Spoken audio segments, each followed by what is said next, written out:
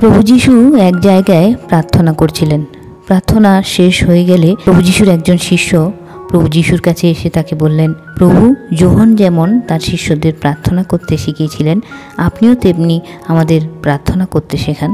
তখন প্রভু যীশু তাদের বললেন, তোমরা যখন প্রার্থনা করো তখন বলো, পিতা, তোমার পবিত্র নামের সমাদর হোক, তোমার রাজ্য আসুক, দিনের আহার তুমি প্রতিদিন আমাদের দাও, আমাদের পাপ ক্ষমা করো, কারণ আমাদের বিরুদ্ধে যারা অন্যায় করেছে আমরাও তাদের ক্ষমা করেছি, আর আমাদের পরীক্ষায় পড়তে দিও না। আজকে থেকে আমরা নতুন একটা জিনিস করতে চলেছি আমাদের ভিডিওতে, আর সেটা হলো আমরা কম বেশি সবাই বাইবেল পড়ে থাকি, সেই জন্য আমরা বাইবেল থেকে ছোট্ট ছোট্ট প্রশ্ন আপনাদের মাঝখানে রাখবো।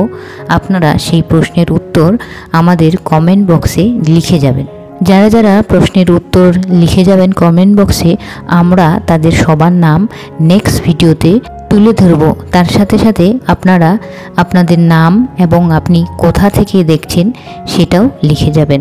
তাহলে আজকের প্রশ্নটা আপনারা সবাই একটু মনোযোগ সহকারে শুনবেন। আজকের আমাদের প্রশ্ন রয়েছে, প্রভু যীশুর দ্বিতীয় আগমনের তারিখ বা ডেট বা সময় কি বাইবেলে নির্দিষ্ট করে দেওয়া রয়েছে?